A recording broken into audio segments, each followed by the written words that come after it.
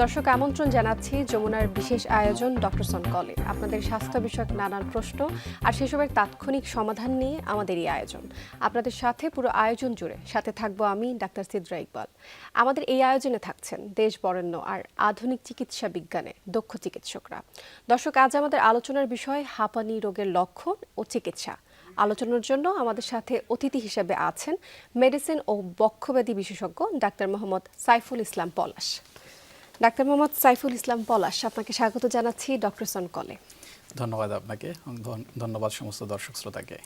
আমরা আজ কথা বলবো হাঁপানি রোগ নিয়ে। শীতকাল যখনই আসে তখন আসলে হাঁপানি রোগ বা অ্যাজমা রোগী যারা রয়েছেন তাদের একটু উদ্বেগ উৎকণ্ঠা বেড়ে যায়, একটু দুশ্চিন্তার ভাঁজ আসলে কপালে পড়ে যায়, কারণ শীতকালটা এমন একটা সময় তাদের জন্য খুব দৈনন্দিন যে জীবনটা তাদের জন্য একটু কঠিন হয়ে পড়ে। তো আপনার কাছে একটু শুরু করতে চাই হাঁপানি রোগ নিয়ে কিছু আমাদের প্রশ্ন। তার মধ্যে প্রথম প্রশ্নটা করতে চাচ্ছি যে একজন রোগী আসলে কখন বুঝবেন যে তার হাঁপানি হয়েছে? হ্যাঁ, এটা একটা আপনার কোশ্চেন, যেটা আসলে পেশেন্ট কখন বুঝবে তার হাঁপানি আছে। হাঁপানি আমরা যেটা ডক্টররা বলি যে হাঁপানি তো একটা ফুসফুসের সমস্যা, যে এখন কি সমস্যা হলে সে বুঝবে যে তার হাঁপানি। একজন পেশেন্ট যখন আমরা বলি যে হাঁপানি রোগের কিছু কার্ডিনাল সিমটমস আছে, আচ্ছা, মানে প্রধান কিছু ক্যারেক্টার আছে, তো ওই ক্যারেক্টারগুলোর মধ্যে যখন একজন পেশেন্টের একটা দীর্ঘমেয়াদী কাশি থাকে, অথবা কাশির সাথে সাথে তার দেখা যায় যখন শ্বাসকষ্ট থাকে, অথবা তার বুকের মধ্যে কখনো বাঁশির মতো বা কনকন আওয়াজ হয়, এবং সাথে দেখা যাচ্ছে যে সে বুকের মধ্যে অনেক চাপ অনুভব করে। আচ্ছা, তো এই যে চারটা আমি ক্যারেক্টার বললাম, যে কাশি, শ্বাসকষ্ট, বুকের মধ্যে বাঁশির মতো বাজতেছে, এবং দেখা যাচ্ছে কখনো বুকের মধ্যে চাপ অনুভব করে, এই সমস্যাগুলো আবার দেখা যাচ্ছে কি পেশেন্টের একটা ডায়নাল ভেরিয়েশন থাকে, মানে দেখা যাচ্ছে সে দিনের চেয়ে রাতে এই প্রবলেমগুলো বেশি ফেস করে। সেটা কতদিন যাবত এই প্রবলেমটা ফেস করতে পারেন তিনি? হ্যাঁ, এই একটা প্রবলেম, যে এই প্রবলেমটা আসলে অ্যাজমা যখন শুরু হবে একটা পেশেন্টের, সে কিন্তু প্রাথমিকভাবে এই সমস্যাগুলো দিয়েই শুরু করতে পারে। আচ্ছা, অথবা দেখা যাচ্ছে একটা সিজনাল ভেরিয়েশন থাকে, মানে সে দেখা যাচ্ছে যে গরমের সিজনে খুব ভালো আছে, বাট শীতের সিজন আসলে বা শুরুতে অথবা এই সময়টাতে সে এই সমস্যাগুলো ভোগা শুরু করে। আবার দেখা যাচ্ছে সে একটা সময় ভালো, একটা সময় খারাপ। যখন একটা পেশেন্ট প্রাথমিক পর্যায়ে থাকে অ্যাজমা রোগের, তখন কিন্তু সে এই সমস্যাগুলো একদম কন্টিনিউয়াসলি সে যে ভোগ করবে তা না, সমস্যাগুলো ফেস করবে তা না, সে কিন্তু একটা পিরিয়ড ভালো থাকতে পারে। ট্রিগার পয়েন্ট থাকে এখানে, ট্রিগার পয়েন্ট থাকে, ট্রিগার পয়েন্ট থাকে। আমি সেটাই বলতেছিলাম যে ট্রিগার পয়েন্ট থাকে, যে রাতে প্রবলেমগুলো বেশি ফেস করে। আবার কিছু জায়গা সে ট্রিগার পয়েন্ট কীরকম, সে যদি কখনো ডাস্টে বা কোল্ডে এক্সপোজার হয়, ঠান্ডার মধ্যে যদি কখনো এক্সপোজার হয়, সেটা হতে পারে আপনার ঠান্ডা কোনো ওয়েদারে, ঠান্ডা বাতাসে, অথবা ফ্রিজ থেকে সে কোনো ঠান্ডা পানি খেলো, অথবা সে দেখা যাচ্ছে যে লেট শাওয়ার নিল, এরকম ঠান্ডার একটা ওয়েদার, অথবা ডাস্টের ওয়েদার। আমাদের দেশে তো প্রচুর ডাস্ট, সে যদি বাইরে একটা ডাস্টে সে এক্সপোজ হলো, তখন এরকম একটা যদি কোনো এক্সপোজার থাকে, কখনো দেখা যাচ্ছে যে বাতাসে অনেক ধরনের রেণু, ফুলের রেণু অথবা আদার্স রেণু কিছু ঘুরে বেড়ায়, এসব যদি এক্সপোজার হয়, তাহলে এই সমস্যাগুলো তার বেড়ে যেতে পারে। এটা একটা ট্রিগার ফ্যাক্টর, যে সমস্যাগুলো আমরা ডিসকাস করলাম, এই সমস্যাগুলো বেড়ে যেতে পারে। আবার এর সাথে কিছু অ্যাসোসিয়েটেড ফ্যাক্টর বলি আমরা, যে ট্রিগার ফ্যাক্টর যেহেতু আপনি বলছেন, আমি অ্যাসোসিয়েটেড ফ্যাক্টরগুলো যোগ করে দিচ্ছি। যে অ্যাসোসিয়েটেড ফ্যাক্টরগুলো হলো যে এই ঠান্ডা, কাশি, শ্বাসকষ্ট, এর সাথে সে দেখা যাচ্ছে যে অ্যালার্জিক রাইনাইটিস, দ্যাট মিনস সে হাঁচি অথবা নাক দিয়ে পানি পড়া, নাক বন্ধ হয়ে থাকা, এই যে স্নিজিং, রানি নোজ, এগুলো যদি থাকে, তাহলে তখন তাকে বুঝতে হবে যে সে আসলে অ্যাজমা বা এরকম একটা ক্রনিক প্রবলেমে পড়ে যাচ্ছেন। হয়তো সে এটাকে একটা সাফারিংসের মধ্যে চলে যাবেন। আমরা সাধারণত বুঝে নেই অ্যাজমা হওয়া মানে শুধু শ্বাসকষ্ট আসলে, কিন্তু শ্বাসকষ্ট ছাড়াও যে এটার আরও অন্যান্য লক্ষণগুলো থাকতে পারে, সেটা আপনি খুব সুন্দর করে বিস্তারিত করে আমাদের বললেন। আমি একটু আপনার কাছে জানতে চাই যে অ্যাজমা হলে আমরা ভেবে নিই যে আসলে এটা বাচ্চাদের রোগ অথবা খুব বয়স্ক যারা রয়েছেন তাদের রোগ, তো সব বয়সে কি হাঁপানি হতে পারে? হ্যাঁ, এটা একটা এই যে একদম চাইল্ডহুড থেকে শুরু করে অ্যাজমা যে কোনো বয়সেই হতে পারে, কিন্তু কমনলি আমরা যেটা দেখি যে অ্যাজমা চাইল্ডহুডেই একটা আসে, কারণ অ্যাজমার সাথে একটা জেনেটিক প্রিডিসপোজিশন থাকে। মানে জেনেটিক্যালি সে একটা অ্যাটোপি, আমরা বলি যে তার বংশ পরম্পরা হিস্ট্রি নিলে শুধু তার আব্বা আম্মা সেরকম না, তার ফ্যামিলি বলতে তার ফার্স্ট ডিগ্রি রিলেটিভস, তার মামা, চাচা, দাদা, এই কারো যদি একটা ফ্যামিলি ট্রি থাকে, ফ্যামিলি হিস্ট্রি থাকে, তো দেখা যাচ্ছে যে সে এরকম ফ্যামিলি হিস্ট্রি আছে, জেনেটিক্যালি প্রিডিসপোজ, সে এর জন্য দেখা যাচ্ছে চাইল্ডহুড সে একটা এরকম হাঁচি কাশিতে আক্রান্ত হচ্ছে, তার ওই বাচ্চাদের দেখা যাচ্ছে যে স্কুল পারফরমেন্স কমে যাচ্ছে, সে খেলতে গিয়ে অল্পতেই হাঁপাই যাচ্ছে, অথবা সে রাত্রে সারা রাত ধরে কাশতেছে, দিনে হয়তো কাশি নাই সারা রাত ধরে কাশতেছে। তো এর জন্য একটা চাইল্ডহুডে যেরকম অ্যাজমা পেশেন্টগুলো বেশি, বাট কোনো কোনো ক্ষেত্রে দেখা যায় কি লাইফে শুধু চিলড্রেনের রোগ না, এটা কোনো কোনো ক্ষেত্রে 20 বছর কখনো 40-50 বছর বয়সে গিয়েও তার সারা জীবন কোনো কাশি শ্বাসকষ্ট ছিল না, বাট সে নতুন করে এই যে কাশি শ্বাসকষ্টের প্রবলেম ফেস করতেছে, এটাকে আমরা বলি adult onset asthma. Adult onset অ্যাজমার সাথে একটা রিলেশন থাকে, অনেক সময় জেনেটিক যেরকম একটা ফ্যাক্টর থাকতে পারে, একটা অকুপেশনের খুব রিলেশন থাকে অ্যাডাল্ট অনসেটের ক্ষেত্রে। অর্থাৎ কি কাজ সে করছে, হ্যাঁ, কি কাজ করছে, দ্যাট মিন্স আমাদের যদি এখনো একদম আমরা দেখি তখন কিছু কিছু অকুপেশন পেশা যেরকম গার্মেন্টস ওয়ার্ক, অথবা যারা লং টাইম যারা স্ট্রিটে কাজ করে, রাস্তায় কাজ করে, অনেক বেশি ডাস্টি এরিয়ায় কাজ করে, কনস্ট্রাকশনে কাজ করে, কয়লার ধোয়ার কাজ করে, এই যে একটা লং টাইম ধোয়ার মধ্যে থাকে, ডাস্ট এরিয়ায় থাকে, তো এইসব পেশেন্ট কিন্তু এই যে অকুপেশন রিলেটেড কিছু অ্যাজমা রিলেটেড প্রবলেমগুলোতে ভোগে। অতএব অ্যাজমা শুধু শিশুদের রোগ বা বাচ্চাদের রোগ না, adult onset asthma, occupational asthma অনেকগুলো ভেরিয়েশন এবং ফ্যাক্টরের সাথে জড়িত আছে। আপনার কাছে আমাদের আরো প্রশ্ন আছে ডাক্তার পলাশ, তবে এই মুহূর্তে আমাদের সময় হয়েছে একটি বিরতির, তারপর আবারও ফিরছি আপনার কাছে। দর্শক, ডক্টরস অন কল অনুষ্ঠানে নিচ্ছি একটি বিরতি, আমাদের সাথেই থাকবেন।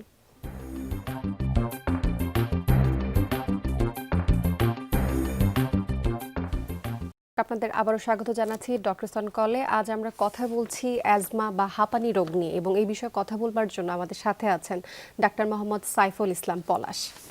আমরা এতক্ষণ কথা বলছিলাম যে আসলে কোন কোন বয়সে অ্যাজমা হতে পারে, অথবা হচ্ছে কাদের হওয়ার সম্ভাবনাটা বেশি থাকে। আপনি বললেন যে আসলে এখানে জেনেটিক্যাল ফ্যাক্টরও অনেক বড় একটা ফ্যাক্টর।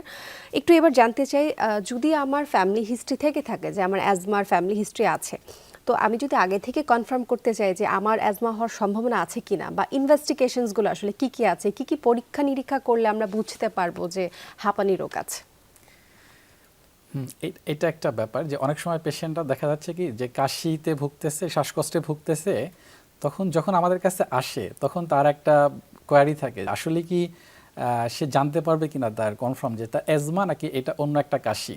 কারণ আমরা যে প্রবলেমটা নিয়ে ডিসকাস করতেছি যে কাশি, শ্বাসকষ্ট, অথবা এই যে বুকের মধ্যে বাঁশির মতো বাজে, এই প্রবলেমগুলো কিন্তু অ্যাজমা ছাড়া অনেকগুলো কারণে হতে পারে।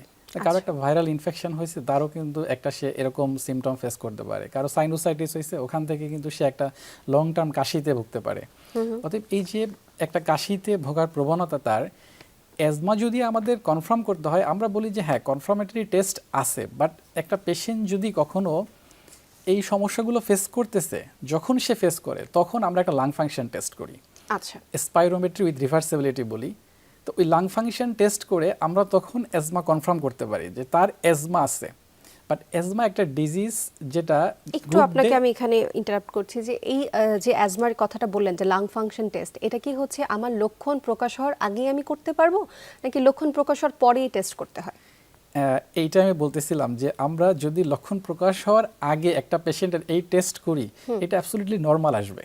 আচ্ছা, এবং অ্যাজমা হলো এমন একটা ডিজিজ যেটা গুড ডে এবং ব্যাড ডে থাকে, মানে এই সে কিছুদিন ভালো থাকবে, সে কিছুদিন আবার হয়তো খারাপ আসছে, বাট এই ভালো থাকাটা সময় যদি আমরা এই লাং ফাংশন করি, একদম সিম্পল টেস্ট, এটা একটা ফু দিয়ে মেশিনের মধ্যে, জাস্ট কোনো প্রিক বা ইনভেসিভ কোনো প্রসিডিউর না, তো এই সিম্পল টেস্টটা যদি আমরা নর্মাল সময় করি, দেন আমরা এখন নর্মাল আছি, যদি এই সময় করি এই সময় অ্যাবসলিউটলি নর্মাল থাকবে। আচ্ছা, কিন্তু সে যদি যখন প্রবলেম ফেস করতেছে তখন যদি আমরা করি, তাহলে আমরা কনফার্ম করতে পারবো যে এই প্রবলেমটা অন্য কোনো সমস্যার কারণে তার কাশি শ্বাসকষ্ট না, এই সমস্যাটা তার অ্যাজমার কারণে হচ্ছে, এবং তাকে তখন একটা অ্যাজমা ট্রিটমেন্টের আওতায় আনতে হবে।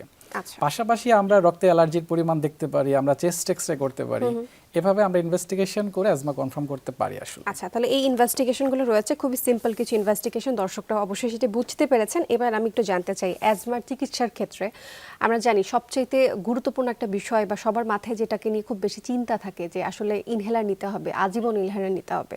তো অ্যাজমা রোগের ক্ষেত্রে আসলে ইনহেলার কখন নিতে হয় এটা একটু আপনার কাছে জানতে চাই, এবং পাশাপাশি জানতে চাই যদি ইনহেলার নিতে হয় তাহলে কি আজীবন ইনহেলার নিতে হবে? এই ব্যাপারটা নিয়ে আমাদের একটা সোশ্যাল ফোবিয়া আছে, মানুষ অ্যাজমাই একটা ফোবিয়া, তখন সে অ্যাজমা জিনিসটাই না আমাদের ইন জেনারেল পিপল অ্যাকসেপ্ট করতে চায় না তার অ্যাজমা আছে। আর ইনহেলার ব্যাপারটা আর একটা ফোবিয়া, যে সে ইনহেলার নিতে হবে, এটা তার মধ্যে একটা সোশ্যাল স্টিগমাটা কাজ করে, সে চিন্তা করে এটা অন্য কি ভাববে, এই যে একটা ফোবিয়া অ্যাজমা এবং ইনহেলার নিয়ে, এইটা আসলে একটা আমাদের ভুল ধারণা বা একটা ভুল ফোবিয়া আর কি। এইটা ব্যাপারটা কি, অ্যাজমা আমাদের একটা স্টেজ আছে। আমরা বললাম একটা spirometry with reversibility lung function test, আমরা ওটা করে বুঝতে পারি যে একজন পেশেন্ট কোন স্টেজে আছে। 1 2 3 4 5 এরকম স্টেজে আছে, সাথে সাথে আমরা পেশেন্টের ফাংশন অ্যাসেস করি। কোনো পেশেন্ট ইনিশিয়ালি 1 2 স্টেজে যখন থাকে, তখন কিন্তু সে যে বললাম গুড ডে ব্যাড ডে, সে কিছুদিন প্রবলেম ফেস করতেছে, আবার ভালো থাকতেছে এবং তার লাং ফাংশনও তখন নর্মাল পাওয়া যায়। এখন এই যে প্রত্যেকটা স্টেজেই আমাদের প্রধান, এবং যদি বলি প্রধান এবং একমাত্র চিকিৎসা, তাহলে সেটা কিন্তু ইনহেলার। আচ্ছা, ইনহেলার কিন্তু বেনিফিট আছে। দেখেন, ইনহেলার যদি আমরা নেই, তাহলে এই মেডিসিনটা আমরা কিন্তু শুধু চাপ দিয়ে গ্যাসটা, অথবা কোনো একটা ক্যাপসুলার ফর্মের ইনহেলার আছে এখন, যেটা আমরা ড্রাই পাউডার ইনহেলার বলি, ছোট মেশিন দিয়ে ক্যাপসুল টানতে হয়। তো এটা কিন্তু সরাসরি ফুসফুসে যাচ্ছে, আপনার যেখানে সমস্যা সেখানে যাচ্ছে, সেখানে যাচ্ছে, সিস্টেমিক সাইড এফেক্ট নাই। মানে একটা পেশেন্ট যদি একটা ট্যাবলেট সোয়ালো করে কোনো ডিজিজের জন্য, তার একটা সিস্টেমিক সাইড এফেক্ট হওয়ার সম্ভাবনা বেশি থাকে। বাট এক্ষেত্রে কিন্তু আমরা যখন ইনহেলার বা ক্যাপসুলটা টেনে আমরা ফুসফুসে নেই, তখন যে সাইটে সমস্যা সেই সাইটে কাজ করবে, এই সিস্টেমিক ইফেক্ট কিন্তু অনেক কম। আচ্ছা, আরেকটা প্রশ্ন একটু ইনহেলার নিয়ে আমি যোগ করতে চাই। আমরা অনেক সময় দেখে থাকি, বিশেষ করে হচ্ছে আসলে চলচ্চিত্রে দেখা যায় যে কারো যদি অ্যাজমা হয়ে থাকে, আশেপাশে যদি ইনহেলার না পাওয়া যায়, সে আসলে জীবন হচ্ছে চলে যেতে পারে বা মৃত্যুর সম্ভাবনা রয়েছে। আসলে কি বাস্তব জীবনে তা হয়? বাস্তব জীবনে সেটা আসলে ওরকম না। ইনহেলার যেটা আছে, যে কারো যদি অ্যাজমার সমস্যা সিভিয়ার হয়, তখন আমরা বলি রেসপিরেটরি ফেইলর। কারো যদি অ্যাজমা সমস্যা, শ্বাসকষ্ট হয়ে তার যদি অক্সিজেনের পরিমাণ বডিতে অনেক বেশি কমে যায়, 19 নিচে, আমরা বলি রেসপিরেটরি ফেইলর, স্যাচুরেশন, অক্সিজেনের স্যাচুরেশন, বাট অক্সিজেন লেভেল যদি আরও কমে যায়, তখন সে একটা অ্যারেস্টে যেতে পারে, রেসপিরেটরি অ্যারেস্ট অথবা কার্ডিয়াক অ্যারেস্ট, তখন সে মারা যেতে পারে। কিন্তু আমরা মুভিতে যেটা দেখি আসলে, সেটা মনে হয় এই যে শ্বাসকষ্ট হয়ে মারা যাচ্ছে, এটা মনে হয় সম্ভবত কার্ডিয়াক প্রবলেম মিন করে। আচ্ছা, ইনহেলারের জন্য কার্ডিয়াক মূলত ইস্যুটা না, না, ইনহেলার জন্য না, এটা কার্ডিয়াক ইস্যুটাকে মেন করে। আপনার কাছে আরো প্রশ্ন আছে ডক্টর পলাশ, তবে আরেকটি বিরতির সময় হয়েছে, এরপর আবারও ফিরবো আপনার কাছে। দর্শক, ডক্টর সন কল অনুষ্ঠানে নিচ্ছি শেষ বিরতি, আমাদের সাথেই থাকবেন।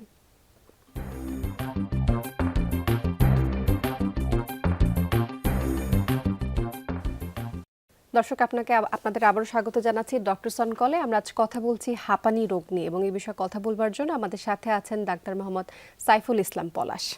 আমরা এতক্ষণ ইনহেলার নিয়ে কথা বলছিলাম, আপনি ইনহেলার নিয়ে আমাদেরকে অনেকগুলো তথ্য দিলেন। এবার একটু জানতে চাই, যদি হচ্ছে ওষুধ ছাড়া আমি কোনো ম্যানেজমেন্ট করতে চাই, বা যদি যাকে আমি নন ফার্মালজিক্যাল ম্যানেজমেন্ট যদি বলি, সেটা কি সম্ভব কিনা অ্যাজমার ক্ষেত্রে? এটা শুধু non pharmacological management is not enough, but it's a very big part of asthma management. আচ্ছা, মানে অ্যাজমা ম্যানেজমেন্টে আমরা যদি বলি ইনহেলার একটা ইম্পর্ট্যান্ট ইস্যু, পাশাপাশি তার চাইতে একটা বিগ ইস্যু হলো যে তার লাইফস্টাইল কিছু চেঞ্জ এবং তাকে এডুকেট করা।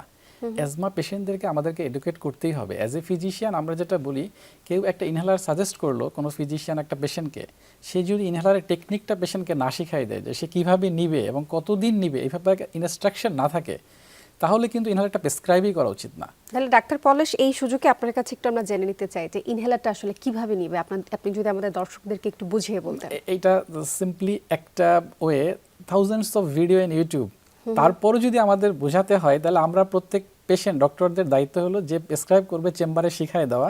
আমি একদম শর্টে যদি বলি, ইনহেলার নেওয়ার দুইটা টেকনিক। একটা হলো আমরা ইনহেলারটা যেটা মুখে শুধু ওদের কোনো ডিভাইসের হেল্প ছাড়া নেই, আচ্ছা, তখন ইনহেলার নেওয়ার আগে আমাকে ইনহেলার ঝাঁকি দিতে হবে, দেন শ্বাসটা কমপ্লিটলি এক্সেল করতে হবে, বুক থেকে ফেলাই দিতে হবে।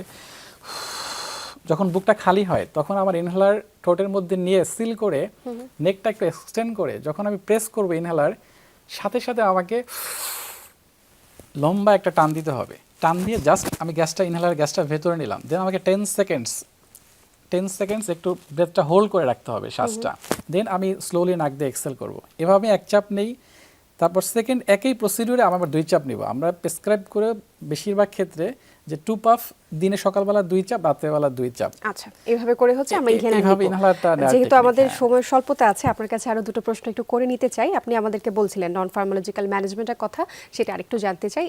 হ্যাঁ, এখানে আরেকটা বিষয়, যে কিছু পেশেন্টদেরকে আমরা আরেকটু অ্যাডভাইস করি যে অ্যাভয়েডেন্স। দ্যাট মিনস আপনি যদি বাইরে যান, তাহলে ডাস্ট অ্যাভয়েড করতে হবে, আপনাকে মাস্ক পরাও ভালো।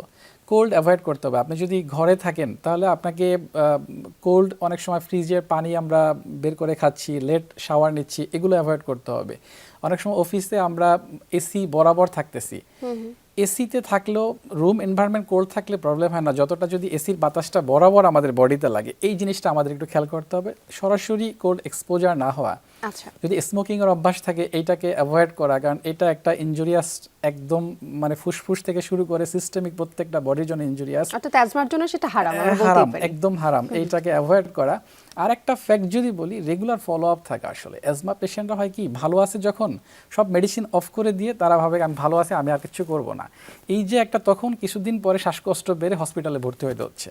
অতএব এই জিনিসটা একটু মানে তার মধ্যে নিয়ে আসা, যে আমাকে সবসময় follow up তাদেরকে করতে হবে। মাথায় রাখতে হবে যে তাদের যে লাইফস্টাইলটা সেটা যাতে একটু সেটা যাতে সঠিকভাবে একটু থাকে সঠিকভাবে এবং থাকে। ডাক্তারের অনুমতি ছাড়া কোনো ওষুধ যাতে ওষুধ বন্ধ বন্ধ না না করে। করাটাই ভালো হবে। আমরা একটু জানতে চাই যে অ্যাজমা পেশেন্টদের জন্য এই পর্যন্ত কোনো ভ্যাকসিন আছে কিনা, যা নিলে আসলে তাদের যে জীবনটা সেটা স্বাভাবিকভাবে থাকতে পারে। এই একটা পেশেন্ট আমরা চেম্বারে খুব, বা হসপিটালে, আমরা ঢাকা মেডিকেল আমরা ফেস করি, যে সে বলে ডক্টর আমি তো ভ্যাকসিন নিছিলাম, তো আমার তো কোনো কাজ হলো না, বা অ্যাজমা তো আমার এখনো আছে। আসলে অ্যাজমার জন্য কোনো ভ্যাকসিন আবিষ্কার হয় নাই।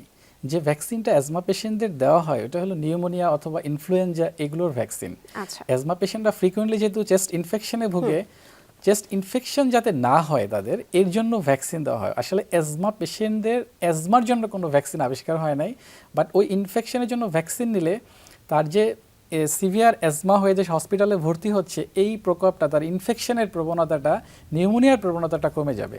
এটা একটা ভ্যাকসিনের রোল আছে, বাট ওটা অ্যাজমার ভ্যাকসিন না, ওইটা ইনফেকশন প্রিভেন্ট করার ভ্যাকসিন। মানে অবস্থার অবনতি যাতে না হয় সেটার অবস্থার জন্যই অবনতি হচ্ছে যাতে আমরা না হয়, ভ্যাকসিনটা exactly, নিচ্ছি। হ্যাঁ। তবে তারপর একটু জানতে চাই, যদি অ্যাজমা পেশেন্টরা হচ্ছে পূর্ণাঙ্গ একটা চিকিৎসার মধ্যে দিয়ে থাকেন বা ধরেন হচ্ছে সবকিছু মেনটেন করছেন, এরপর কি অ্যাজমা চিরতরে হচ্ছে একেবারে ভালো হয়ে যাওয়া সম্ভব কিনা? হ্যাঁ, এই টার্মটা আমাদের যে রিসেন্ট গাইডলাইন, জিনা, রিসেন্ট গাইডলাইন না, গাইডলাইন তো আসলে অনেক দিন আগে থেকে আছে, জিনা গাইডলাইন, যেটা আমরা গ্লোবাল ইনিশিয়েটিভ ফর অ্যাজমা। তো এই গাইডলাইনে রিসেন্টলি টার্মগুলো আসা হয়েছে, অ্যাজমা রেমিশন।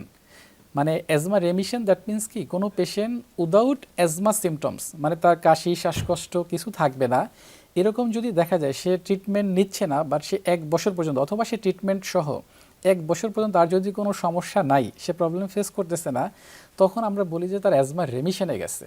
আচ্ছা, মানে সে কিন্তু তখন অ্যাজমা ট্রিটমেন্ট ছাড়া থাকতে পারে, বাট ইটস নট কিওর। মানে সে যে লাইফ চিরতরে তার জেনেটিক্যালি যে একটা প্রিডিসপোজ ছিল অ্যাজমার, এটা যে চলে গেছে, এটা কিন্তু না। বাট সে উইদাউট ট্রিটমেন্ট অ্যাজমা রেমিশনে গেলে সে হয়তো তখন ভালো থাকবে। বাট আচ্ছা, অর্থাৎ নতুন যে চিকিৎসা ব্যবস্থা সেখানে কিছুটা আশার আলো আমরা দেখতে পাচ্ছি। আশার আলো কিছুটা আছে, আচ্ছা। আছে কিছুটা বলা হয়েছে যে তারপরেও অ্যাজমা হচ্ছে রেমিশনে সে যায়। চিকিৎসাটার দিকে আসলে সবসময় চিকিৎসকের তত্ত্বাবধানে থাকতে হবে। একেবারে শেষ একটা প্রশ্ন করতে চাচ্ছি আপনার কাছে, খুব ছোট করে একটা উত্তর নিতে চাই, যে অ্যাজমা বা হাঁপানি রোগ ছোঁয়াচে কিনা? না, এই ব্যাপারটা একদম অ্যাবসলিউটলি না। আমরা আমাদের গভর্নমেন্টের প্রোটোকল, যারা নন কমিউনিকেবল ডিজিজ নিয়ে গভর্নমেন্ট এখন প্রত্যেকটা উপজেলায় পর্যায়ে, একদম বিভাগীয় শহর থেকে উপজেলায় পর্যায় পর্যন্ত 5টা ডিজিজকে তারা নন কমিউনিকেবল ডিজিজ হিসেবে অ্যাড্রেস করে এগুলো নিয়ে ট্রিটমেন্টের আওতায় সব জায়গায় আনা ট্রাই করা হচ্ছে। Diabetes, hypertension, asthma, low back pain, এরকম। তো ওখানেই কিন্তু গভর্নমেন্ট অ্যাড্রেস করে দিচ্ছে এটা নন কমিউনিকেবল, মানে একজন ছোঁয়াচে না, একেবারে ছোঁয়াচে রোগ একেবারেই নয়। ছোঁয়াচে না। মানে কারো অসংখ্য অ্যাজমা ধন্যবাদ হলে যে কারো জানাচ্ছি অ্যাজমা হবে। আপনাকে আমাদের সাথে আজকে যুক্ত হবার জন্য এবং হাঁপানি রোগ নিয়ে বিস্তারিত আলোচনা করবার জন্য। ধন্যবাদ আপনাকে, এবং ধন্যবাদ সমস্ত যমুনা টিভির দর্শককে। ধন্যবাদ। দর্শক, এই ছিল আজকের আয়োজন। যমুনা টেলিভিশনের সাথে থাকার জন্য অসংখ্য ধন্যবাদ জানাচ্ছি আপনাদের।